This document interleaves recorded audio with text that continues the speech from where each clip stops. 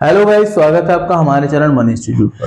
आज की इस वीडियो में आपके लिए लाया हूँ रियल नंबर का चैप्टर। ये चैप्टर मैं पूरी तरह से आपको समझाने की कोशिश करूंगा। इस चैप्टर में ये वन शॉट वीडियो है और इस वन शॉट वीडियो में हम इसे पूरा खत्म करेंगे। तो आइए स्टार्ट करते हैं चैप्टर को। सबसे पहले हम थोड़ा सा जानते हैं कि रियल नंबर क्या होता है। प्यारे बच्चों, रियल नंबर जो होता है ना, वो ग्रुप ऑफ ऑल नंबर्स होता है। इसको हम बोलते हैं group of all numbers. Group of all numbers, इसमें सारे नंबर्स आते हैं। इसमें नेचुरल नंबर भी आते हैं, होल नंबर भी आते हैं, इसमें इंटीजर भी आते हैं, इसमें रैशनल नंबर भी आते हैं, इसमें कंपोजिट नंबर, इसमें सारे नंबर्स आते हैं। तो इसके अंदर हमारे सारे नंबर्स आते हैं, इसीलिए हम इसे क्या बोलते हैं, रियल नंबर बोलते हैं।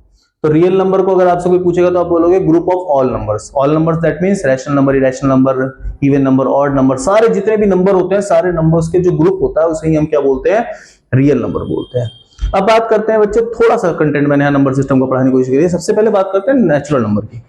अब जो नेचुरल नंबर होता है प्यारे बच्चों, से प्राकृतिक संख्याएं बोलते हैं, इसे काउंटेबल नंबर्स बोलते हैं। काउंटेबल नंबर्स वो नंबर्स होते हैं जिसे काउंट किया जा सकता है, जिसे गिना जा सकता है।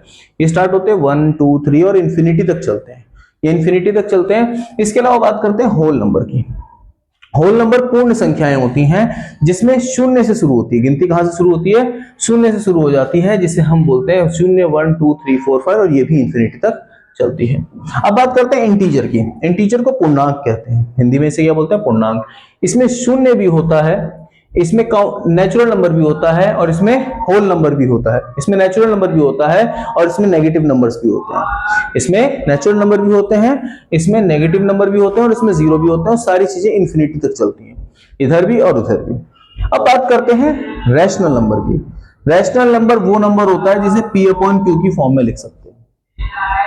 P अपॉन Q की फॉर्म में लिख सकते हैं और यहाँ P और Q दोनों के दोनों को प्राइम नंबर होते हैं। को प्राइम नंबर होते हैं, कहने का मतलब होता है जो सहअभाज्य गुणनखंड होते हैं या सहअभाज्य संख्याएं होती हैं जिनका HCF हमेशा 1 होता है। जिनका HCF हमेशा क्या होता है? 1 होता है। Q जो है वो कभी भी 0 नहीं होगा। अगर Q 0 हो रहा है तो वो रैशनल नंबर नहीं है। ऐसे केस में वो रैशनल नंबर नहीं है। अब बात करते हैं जैसे 2/3, ये एक रैशनल नंबर। देखिए 2/3, यहाँ P और यहाँ पे Q की वैल्यू में दिया हुआ है। 2/5, 5/1, ये सारे के सारे रैशनल नंबर्स होते हैं। अब बात करते हैं कंपोजिट नंबर। कंपोजिट नंबर क्या होते हैं? मोर देन 2 फैक्टर्स, ऐसे नंबर जिनके 2 से ज्यादा फैक्टर्स हो, जिनको 2 से ज्यादा भागों में बांटा जा सकता हो, उनके टुकड़े किए जा सकते हो गुणनखंड में। तो ऐसे नंबर्स में सबसे पहला आता है 4। सबसे पहले आता है 4 आता है, जिसका 4 के फैक्टर देखो, 4 भी है, 2 भी है और 1 भी है। 4 भी है, 2 भी है और 1 भी है। तो ये हमारे तो आइए कुछ प्राइम फैक्टर करके देखते हैं कि कैसे प्राइम फैक्टर्स निकाले जाते हैं। तो शुरू करते हैं। सबसे पहले हम सबसे बड़ा नंबर लेते हैं 4। फोर्थ वाले का सबसे पहले हम प्राइम फैक्टर करके दिखाते हैं आपको। फोर्थ वाले का जो प्राइम फैक्टर होगा 5005। सिंपली आपको एलसीएम लेना है।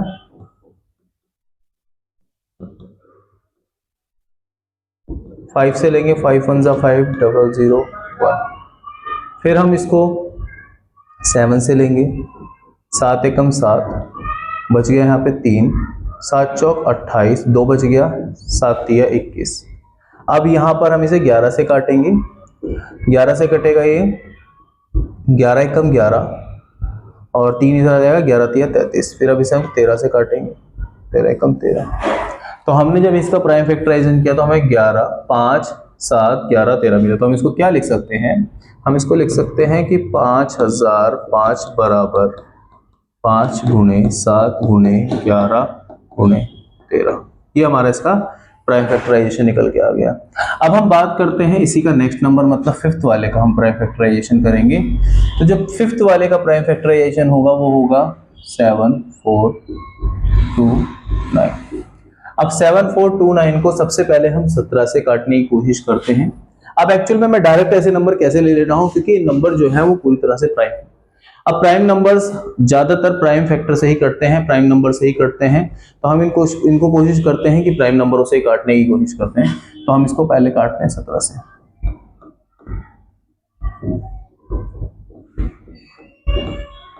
7429। अब इसको हम 17 से काटेंगे तो अगर 7429 को जब हम 17 से काटते हैं तो 17 एकम 17 नहीं 17 चौके 68, 17 चौके 68 हो गया और यहाँ बच गया हमारा 6। फिर 17 तिया 51 हो गया, 17 तिया 51 हो गया और हमारा यहाँ बच गया 11, 17 सत्ते 119। तो जब हमने इसे 17 से काटा तो हमारे पास आंसर आया 437। अब इस 437 को अब हम काटेंगे 19 से। अब यहाँ पे जो हमारा 437 है ये 19 से डिविजिबल होगा, 19 दूनी 38। अब 38 आया तो यहाँ बच गया हमारा 5, 19 तिया 57, तो 19 दूनी 38 और 19 तिया 57। अब हम इसे 23 से काट लेंगे, पूरा प्रॉपर कट जाएगा, 23 एकम 23। तो हमारा जो 7429 था उसका प्राइम फैक्टराइजेशन हो जाएगा हमारा 17 गुणा 19 गुणा 23। तो इस तरीके से हमारे प्राइम फैक्टराइजेशन हो जाएंगे। अब हम बात करते हैं कुछ इजी वाले भी कर लेते हैं, फिर एक आपको होमवर्क दिया जाएगा। तो अब मैं इसका निकाल के दिखाता हूं क्वेश्चन नंबर 3 का। 3825 का हमें प्राइम फैक्टर निकालना है। तो हम क्या करेंगे, 3825 को लिखेंगे और इसका सीधा एलसीएम ले लेंगे। सबसे पहले हम इसे करते हैं 3 से, 3 से कर लेते हैं। 3 1 जा 3, 3 2 जा 6, यहाँ 2 बच गया, 3 7 जा 21, 15 हो गया और 3 5 जा 15। फिर हम इसे दोबारा 3 से ले लेते हैं। 3 4 जा 12 और 3 2 जा 6 और यहाँ एक बच गया 3 5 जा 15। अब हम इसको 5 से लेते हैं। अब हो जाएगा 5 8 जा 40 और 5 5 जा 25। इसे 5 से लेंगे। अब यहाँ पे आ जाएगा 17। अब यहाँ 17 से इसे कंप्लीटली डिवाइड कर देंगे। अब जो हमारा आंसर आया 3825 का, वो हमारा आया 3 का स्क्वायर क्योंकि 3 दो बार है, फिर यहाँ पे 5 का स्क्वायर क्योंकि 5 दो बार है और गुणा 17। तो इस तरीके से हम प्राइम फैक्टराइजेशन निकाल सकते हैं। तो आई होप आपको ये समझ में आया होगा कि प्राइम फैक्टराइजेशन किस तरीके से निकाला जाता है। आपको ये 2 क्वेश्चन मैंने होमवर्क में दिए, अगर आप मेरी वीडियो देख रहे हैं तो मुझे कमेंट में बताएंगे कि किस तरीके से हो। ठीक है दोस्तों, अब बात करते हैं नेक्स्ट क्वेश्चन पे। नेक्स्ट क्वेश्चन बोलता है find the LCM and HCF of the following pairs of integers and verify LCM into HCF product of number के बराबर है। तो हम इसको कर देते हैं। इसके लिए आपको एक फॉर्मूला लिखना होगा प्यारे बच्चों। इसमें जो फॉर्मूला होता है कि एलसीएम गुणा एचसीएफ बराबर होना चाहिए प्रोडक्ट ऑफ नंबर के, प्रोडक्ट ऑफ नंबर के। अब मैं एक छोटा सा क्वेश्चन आपको करके दिखाता हूं, आपको समझ में आ जाएगा। तो क्वेश्चन नंबर 1 करते हैं हम। 26 एंड 91 को, तो 26 को हम कैसे लिख सकते हैं दोस्तों? 26 को हम लिख सकते हैं 2 गुणा 13, एलसीएम लेना है सिंपली। ऐसे ही 91 को हम क्या लिख सकते हैं 7 गुणे 13। अब आप क्या करोगे, इसका एचसीएफ निकालोगे। तो एचसीएफ निकालने के लिए सबसे आसान विधि बता देता हूं। जो कॉमन है दोनों में वो एचसीएफ हो जाएगा और एलसीएम क्या होगा, जो कॉमन है वो भी लेना है, जो कॉमन नहीं है वो भी लेना है। तो जो कॉमन नहीं है वो क्या क्या है 2 गुणे 7 और जो कॉमन है उसको भी लिख लो 13। अब उसने क्या बोला है, उसे बोला है कि हमें चेक करना है, वेरीफाई करना है कि LCM into HCF product of number के बराबर होता है। तो अब हम क्या करेंगे, वेरीफाई। फॉर्मूला हमने ऊपर लिखा हुआ है, अब हम इसको वेरीफाई करेंगे। तो एलसीएम हमारा कितना है, एलसीएम हमारा आया है, डायरेक्टली लिख लेते हैं 14। तो हम इसको सिंपल नंबर लिख लेते हैं, डायरेक्टली लेते हैं 14। एलसीएम हमारा कितना है 14, 14 गुणा 13, 13 चौके 52, 52 की 2, हाथ में रही 5, 13 एकम 13, 13 और 5 182। तो हमारा जो एलसीएम आया वो आया 182। अब हम इसकी मल्टीप्लाई करके देखते हैं। एचसीएफ हमारा कितना है, एचसीएफ इंटू एलसीएम बराबर प्रोडक्ट ऑफ नंबर होगा। तो प्रोडक्ट ऑफ नंबर हमारे क्या है, लिख देते हैं फॉर्मूला ऑफ नंबर। अब बहुत ही सिंपल से, एचसीएफ हमारा कितना है 13 आया बच्चों, एलसीएम हमारा कितना है 182। नंबर क्या है, नंबर हमारे हैं 26 गुणे 91। अब मैं आपको बता दूं, जब हम इज इक्वल टू के बराबर में रखते हैं तो नंबर इजीली कट जाते हैं। देखिए 13 दूनी 26, 13 दूनी 26, और 2 से आप इसे काट दोगे, यहाँ पे आ जाएगा 91। अब 91 को 91 से काट दिया, मतलब यहाँ पर 1 बराबर 1 के आ गया। दैट मीन्स क्या हो रहा है कि जो हमारा सॉल्यूशन है वो पूरी तरह से सॉल्व हो चुका है, और यहाँ पे हमने कर लिया इसे वेरीफाइड। यहाँ पे हमने क्या कर लिया, इसे वेरीफाइड। ना हमें बहुत मल्टीप्लाई करनी पड़ी, ना हमें बहुत गुणा करना पड़ा। हमने क्या करा, जो सामने सामने की डिजिट थी उसे आपस में डिवाइड कर लिया, जिससे हमारा जो है प्रॉपरली आंसर आ गया। अब सेम इसी टाइप से हम क्वेश्चन करेंगे नेक्स्ट। अब नेक्स्ट क्वेश्चन हमारा क्या है, ये वाला क्वेश्चन है, क्वेश्चन नंबर 2।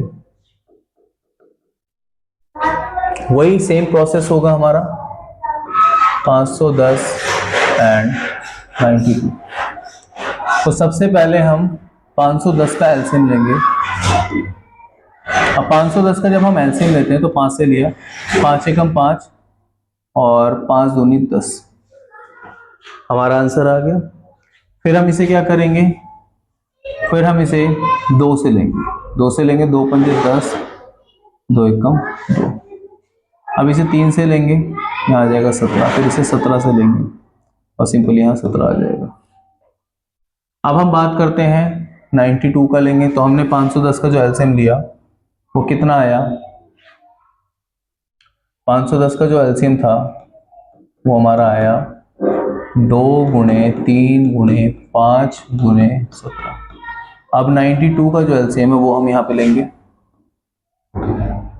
2 से लिया, 2 चौक 8, 2 छीक 12, फिर 2 से लिया, 2 दूनी 4, 2 तिया 6, 23 आ गया। तो यहाँ पर जो हमारा आया वो कितना आया, वो हमारा आया 2 गुणा 2 गुणा 23। अब हम इसका सिंपली एचसीएफ निकाल देंगे। जो एचसीएफ है हमारा, जो कॉमन होता है दोनों साइड, वही हमारा एचसीएफ होता है। तो हमने देखा कि ये दोनों ही कॉमन है, तो ये हमारा एचसीएफ आ गया। और जो एलसीएम हमारा आया उसको हम निकालेंगे।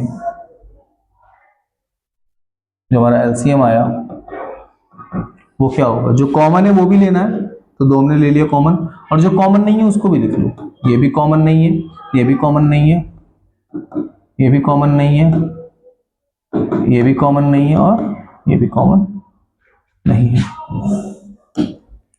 इस बार तो ये हमारा एलसीएम आ गया। अब चाहे तो हम इसे बिना मल्टीप्लाई करे ही सॉल्व कर सकते हैं, इजी वे में बहुत इसे हम सिंपली तरीके से काट सकते हैं। और चलिए हम काट देते हैं, डायरेक्ट ही कर देते हैं। तो एलसीएफ हमारा कितना है, 2, तो हमने लिख दिया यहाँ पे 2 एचसीएफ है। एलसीएम हमारा ये पूरा है, तो हम इसको लिखेंगे, हम पूरे नंबर लिख देंगे, 2 into 2 into 3 into 5 into 17 into 23। बहुत इजी वे में हो जाएगा और हमारा कंप्लीट आंसर आ जाएगा। अब हम क्या करेंगे, जो हमारे नंबर है, नंबर्स का हमने प्राइम फैक्टराइजेशन ऑलरेडी कर रखा है, तो हम 510 को ऐसे लिख सकते हैं, 2 इंटू 3 इंटू 5 इंटू 17, और 92 को हम क्या लिख सकते हैं, 2 इंटू 23। अब जो नंबर सेम सेम है वो कट जाएगा, 23, ठीक है, 3, 5, 17। अब क्या बचा है यहाँ पे, ये 2, ये 2, ये 2, ये 2, ये 2, ये 2। तो हमने देखा कि बहुत साइड हमारा कुछ नहीं बचा, यहाँ पे हमारा एक क्वेश्चन बचा है, यहाँ पे भी हमारा एक क्वेश्चन बचा, तो दोनों साइड हमारा 1 = 1 हो गया। इस केस में हमने क्या देखा कि एलसीएम इंटू एचसीएफ दोनों ही बराबर हैं, और ये भी हमारा क्या हो गया, वेरीफाइड हो गया। ये भी हमारा क्या हो गया, वेरीफाइड हो गया।